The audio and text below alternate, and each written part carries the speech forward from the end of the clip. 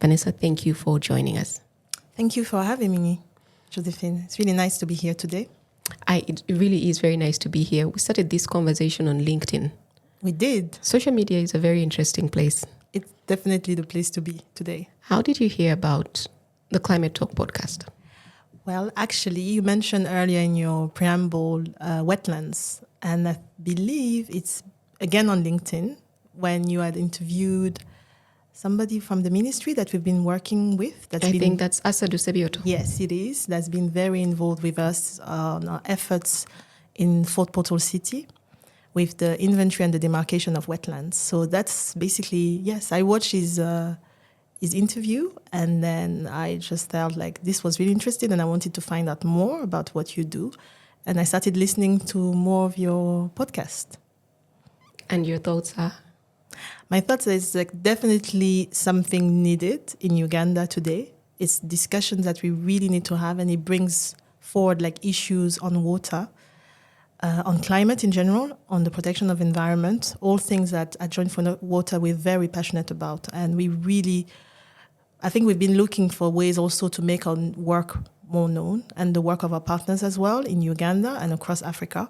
So I definitely felt that that was the right place to be and to listen to. So there is a great opportunity to tell us about what Join for Water does. I mean, I read a lot of stuff on the website. It's a lot of stuff. If you could just summarize it in a way that helps us very quickly get a sense of what it is that you do. Yeah, sure. I think you started to give a very good introduction to what we do. The thing is that Join for Water has been around for 40 years. So I wouldn't blame you for thinking like there's a lot of work that we've been doing over the years. And where it started is in Belgium 40 years ago, nearly. And we've been working across different countries. We've been working across Africa, DRC, Uganda, Benin, Mali, and Burundi. Also in the Andes, that's Ecuador and Peru, and obviously in Belgium, where we've been dubbed the Water NGO, because we are basically the only NGO that specifically works on water. And basically, what does Join for Water do? We look at like the protection and conservation of water resources, specifically making sure that there's equitable access to water resources in the communities that we are working in. So we don't just look at infrastructure, but we really focus on the protection, the restoration of wetlands, of forest, anything that's linked to the renewable cycle of water. So yeah, in a nutshell, that's what I can say. So give me an example of what you do in Uganda. Yes, so in Uganda, we've been working in Uganda for 25 years now. And at first, we started working on water infrastructure, ensuring that we're bringing safe drinking water to communities, mainly in the Rwenzori region, protection of like Panga River, of the banks of the river, also ensuring that people have not only safe water, but also safe sanitation.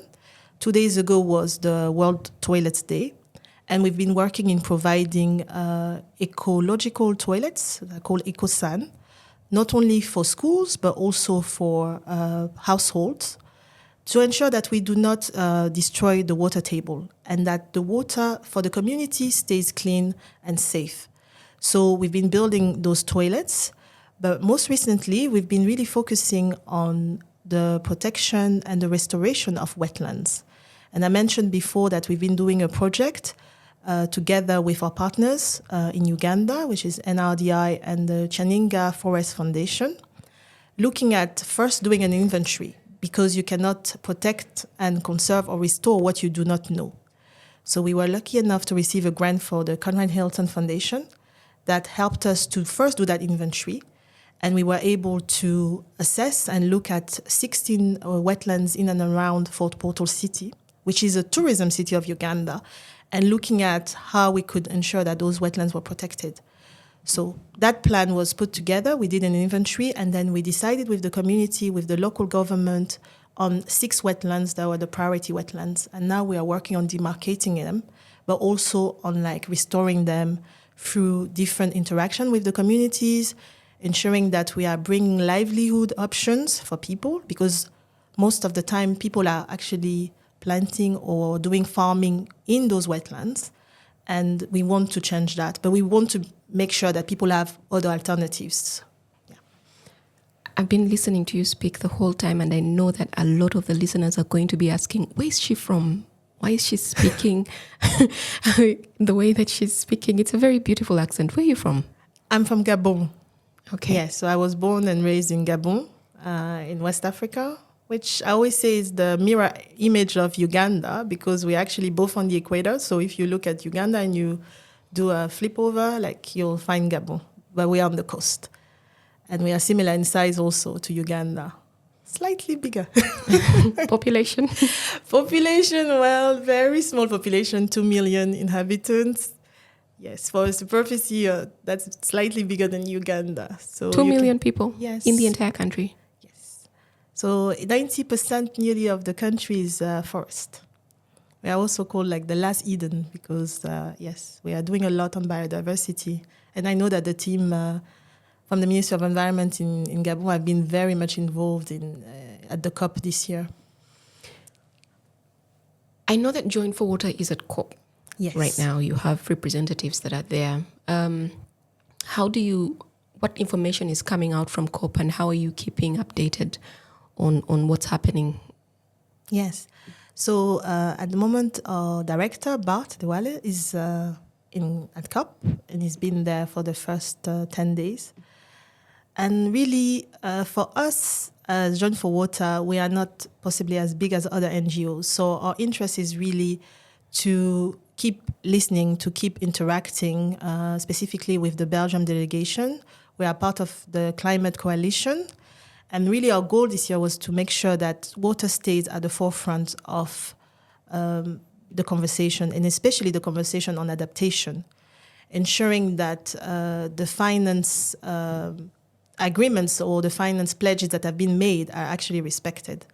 And I also know from what Bart has been telling me, because I've been listening closely to what's happening there, is that even the Ministry of Water and Environment, through like for Uganda at the pavilion, they've been talking about the fact that they already actually are taking in those indicators for adaptation, even though they haven't been formally agreed as a global level.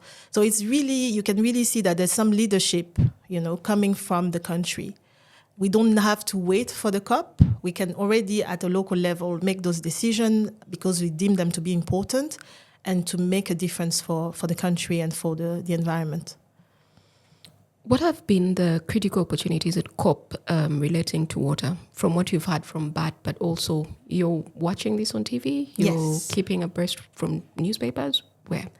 Actually, I'm watching it on LinkedIn, on YouTube, following like all the activities that are happening. So I think for us, again, as I said, because we're a small organization, we don't want to spread ourselves too thin. So we really focus on following those talks on like adaptation and ensuring that we ask the question with the negotiators, that we ensure that they hear us, and they understand why it's so important to keep water and indicators for water at the forefront of those discussions. So from what I've heard, like for us, it's really an opportunity for networking. I was at the COP last year, so I was able to see it like firsthand. Networking with other organizations that work in the same areas as us, ensuring that we can bring together like strong advocacy points for water. If I can give an example, for example, last year we spoke a lot with Water Aid, and our interest was also on the NDCs and how we could ensure that water indicators were taken into account. When you say NDCs, this is a no acronyms podcast. Oh, sorry. Yes. Nationally determined contributions from the countries. And it really gave us, like, I think the impetus for us as Join for Water to look at what we could do in each one of our countries to do that. So, for example, in Mali, we really got involved with the Ministry of Water and Environment, with other CSOs, to put together a letter going to the ministry to advocate for water, for the right of water, for it to be formally written as an indicator and things like that. So I think, yes, for us, it's really about networking, observing, finding other NGOs that we can collaborate with, that can help us to bring our message even stronger. And also, I think for us, it's also a way obviously to find funding for nature-based solution. I talked earlier about livelihood options. It's really important for us to be able to work with investors or funders that understand what we do and are also interested in supporting that work across all of the countries that we work in. When you say right to water, yes. it sounds like common sense. It does, yes. But what are you seeing on the ground that makes this a very important conversation for you to push? Yes, I think, like you said, it sounds like it's common sense and it sounds like we shouldn't have to do that. But I think that more and more with the changes that we're seeing with climate, one example I can give you is that we were recently in DRC and we saw water sources, like natural water sources that people usually go to, being polluted by heavy rainfalls. But the population was still going there because that's where they get their water from. And you see that there's simple ways to protect those natural resources, simple infrastructure that can be put together. We've done it in Burundi, we are doing it in DRC. But obviously, those population, they also need to be educated on why, they shouldn't be drinking from that water in that state.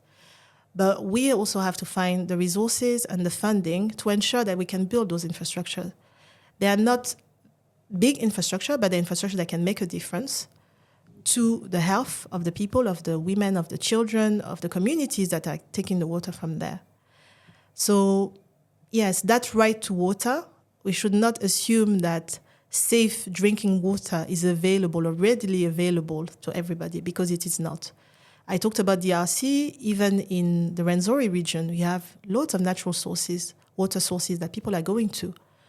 But more and more, because of the changing in climate, the droughts, the flooding that we find, it becomes more difficult and less available for people to have access to those very key resources.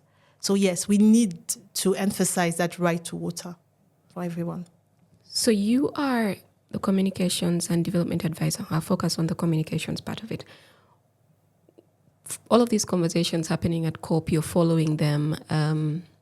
The things that you're doing when you're speaking about the right to water, what does that look like in your storytelling for communities to actually take the message, for governments to action it, for private sector to participate? What does it look like? Yeah, thank you so much for that question. I think for me, it's an area I'm particularly passionate about, like storytelling, and also bringing those local community voices to the global stage. And how do we do that? Obviously, we cannot do that on our own. We have to partner with other organizations. And one thing that we've been doing is partnering with another organization called InfoNile, working on how we can train journalists. We can bring them on site visit with us. I give you an example. This year, we had a scoping study that we've done for Lira, looking at the Aswa River. And it was actually an economic study trying to find out what are the livelihood options, what are people actually doing, why and how are they degrading the environment, and specifically the river Aswa. So once we'd done that study, what we realized is that we collected a lot of data, but that information was very much abstract. So one way we found that we could bring it to the wider public, like you said, like investors, the local government, even the technical people on the ground, is that we did a training with those journalists. We trained local journalists in the Lira region, and then we went on site with them. And when we went on site, we found that there were women extracting sand in Ogur from River Aswa. We found people that were farming in the wetlands. And the journalists were able to interact with those people, to talk to them, to try to understand their stories, to make it more personal. Because I think most of the time we think about those issues as being very foreign and very far away from us, when actually they are right at the heart of our communities. And if we don't talk about it, most of the time, different sectors don't talk to each other. The water sector feel like, oh, well, we're just talking about an issue. The health sector feel like, well, we're just talking about what, pertain to us, or the education. But actually, when you go on site, you realize that there are young children helping their mothers extracting this sand. You realize that those women, some of them are having health issues related to the work that they're doing. Water just basically cuts across education, agriculture. It does. Health, everything. Yes, it does. And I think that's a curse, and at the same time, it's a blessing. A curse, why? Because it can be very disjointed, the action that people have about it.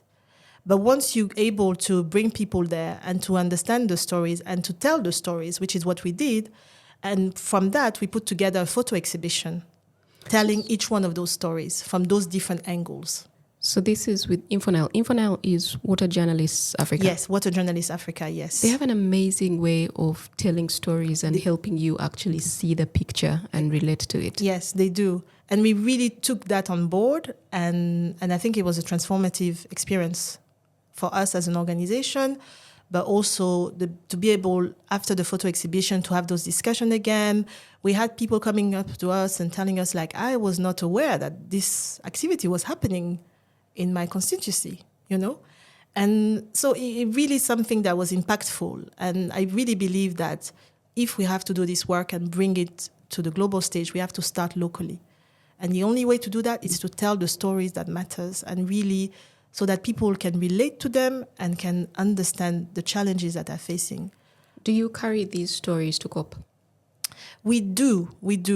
I mean, this year we would have wanted to do it more formally, but I think except from COP, we will also be carrying them maybe to AFWASA, which is another conference that will be happening in February next year. So we do carry them in the way that our colleagues are able to talk about it. Just yesterday, one of our colleagues from Benin was part of a panel on nature-based solutions, explaining the work that we do on mangroves in Benin, very important work, explaining how it relates to national policies in Benin, explaining how we are carrying forward that work with local NGOs, and also putting into it the cultural aspect, because that's another thing. Yeah. You cannot just talk, like in Benin, for example, we are protecting those wetlands using local custom. Maybe things that, culturally people would be scared to mention, but they work. So we've been thinking, if they work, if people think that by having an ancestral deity or something like that put on the ground of a mangrove, they would not dare to go and cut it, then we should really look into those stories. We should really take them into account. And we've seen that they work, and we've been having results. Do you know which countries are driving conversations around water and wetlands at COP just now, and which ones are dragging their feet? I would think that most of the global South countries are really driving this conversation, because we are the ones that are actually bearing the brunt of the issues of flooding, of droughts, of not being able to access like safe water and sanitation. And again, I wouldn't say dragging their feet, but I think the countries with high emission are probably a little bit more careful from what I've seen and heard. Careful is a good word to use. A bit more careful, especially when it comes to like financing adaptation. Adaptation is very different from mitigation.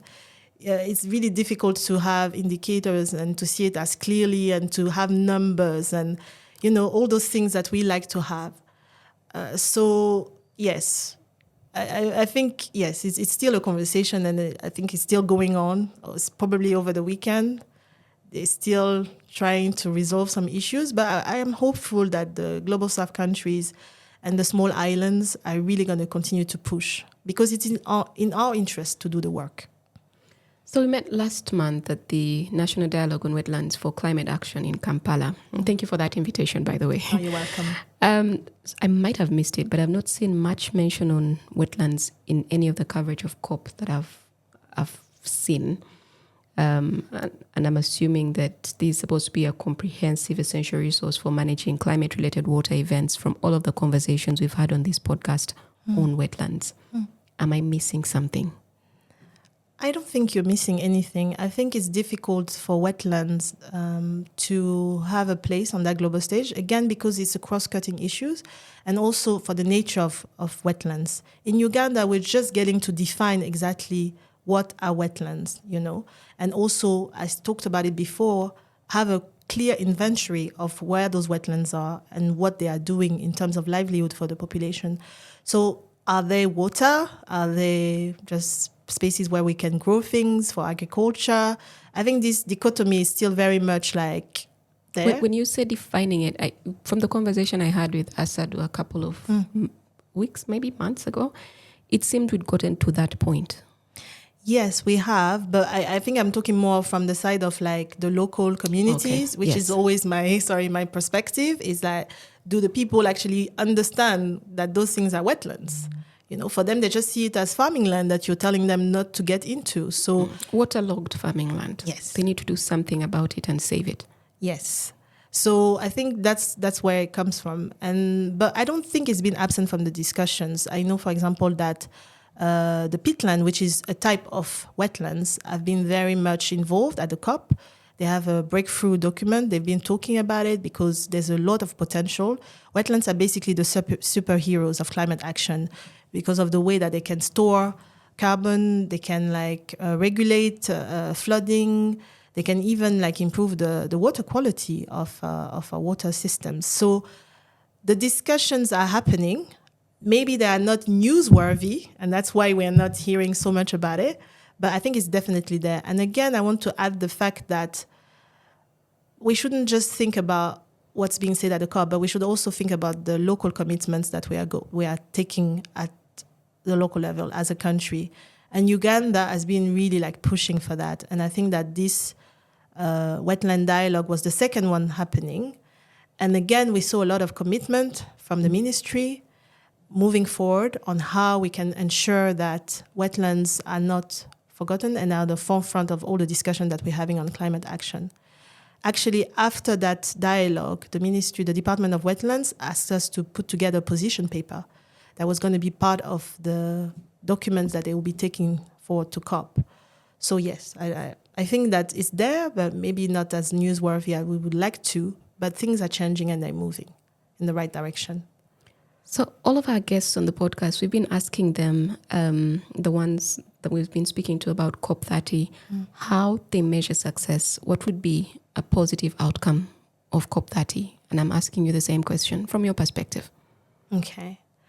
I think for us at Join for Water, the measure of success for us, I said it before, we went to that COP looking at adaptation, climate adaptation, having strong indicators, succeeding in securing funding for those adaptation goals. So for us, that would be a measure of success.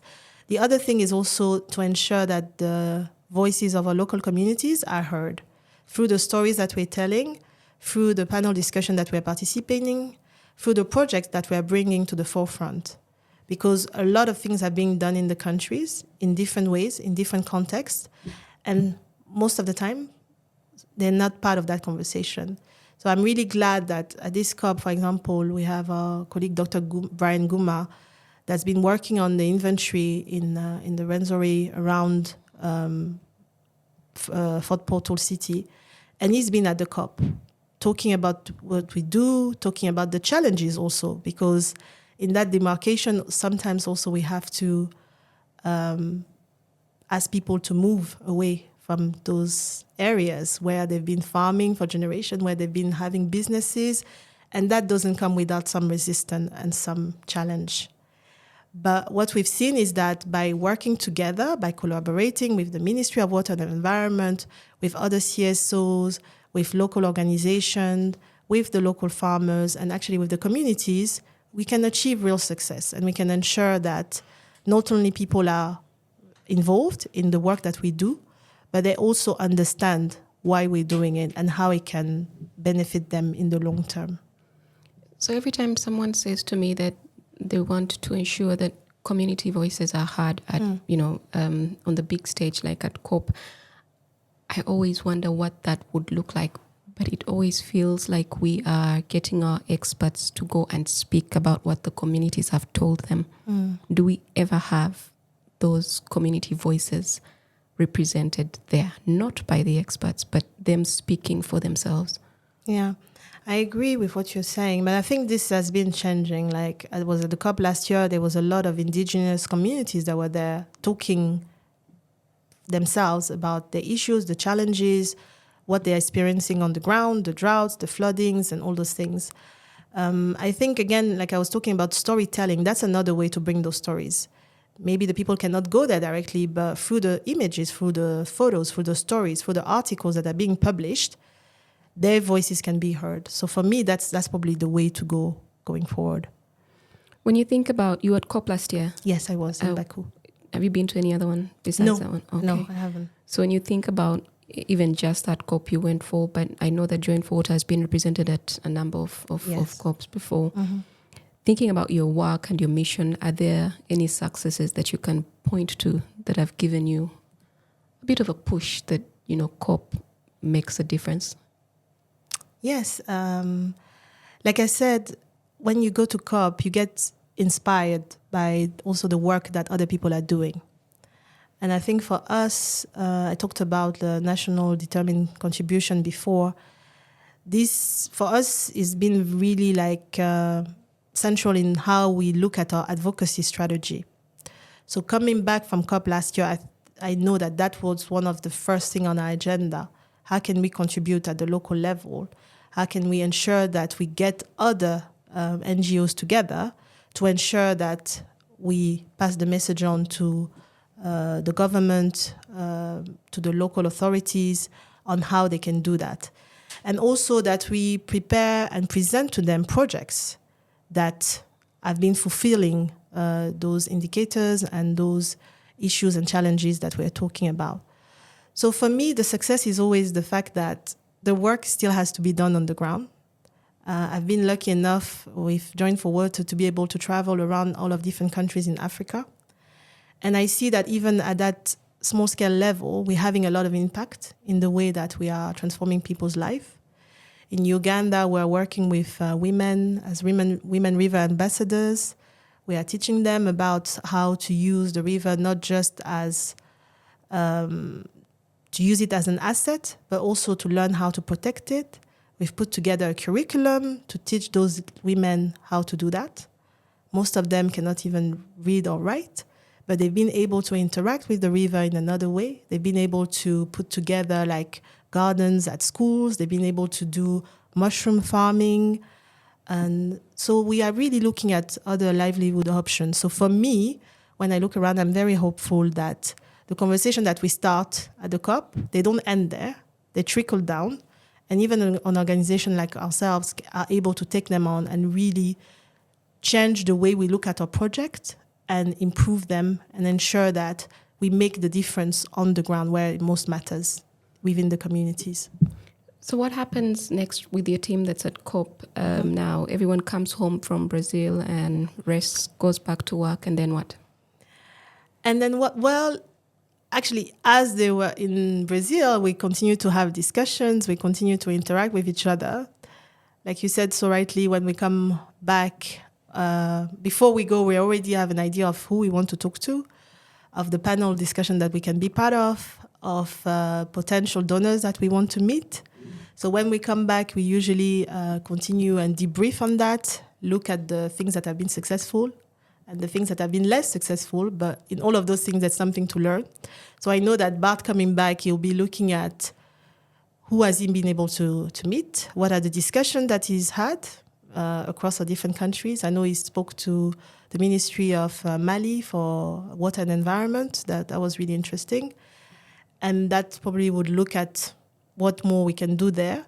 But for Uganda, for example, I talked about the position paper that we helped the government. So we will be looking to continue those efforts on that and seeing how it translates in policies at the local level and also continue to support the effort of the government in that. So for someone that's listening, a Ugandan that's listening, why should they be bothered or concerned about a global agreement drawn up and adopted so far away? I'm from Belém, Brazil. When you know life is already hard enough for a lot of people, we have a lot of other things on our minds. Why should this be something we're focusing on, following, paying attention to? Well, we should be paying attention to it because we are already feeling the effects of it in the change of climate, in the droughts, in the floods, in all the different pressure that we're feeling. So we cannot ignore it because we see it already happening and we feel the effects of it. So those conversations, those agreements that are, like you said, they're being drawn up so far away, they have an effect for us in terms of funding that we receive, funding that Uganda can access. So it's not something that we can just ignore, because if we want to be able to mitigate the effect of those changes, we need to be aware of them, and we also have to be able to have access to the funding. So that's really why we should be thinking about it. And I really encourage everyone to not think about it as something that's happening so far away, but just look around yourself. Look around, your small village or your small community, and I'm sure that you'll be able to see the effects, the changes of seasons, the rain that you're expecting that doesn't come, the flooding of your farmland, the necessity to keep looking further and further away to ensure that you have safe water. All are things that are directly concerning us, so we cannot ignore it. Thank you so much, Vanessa.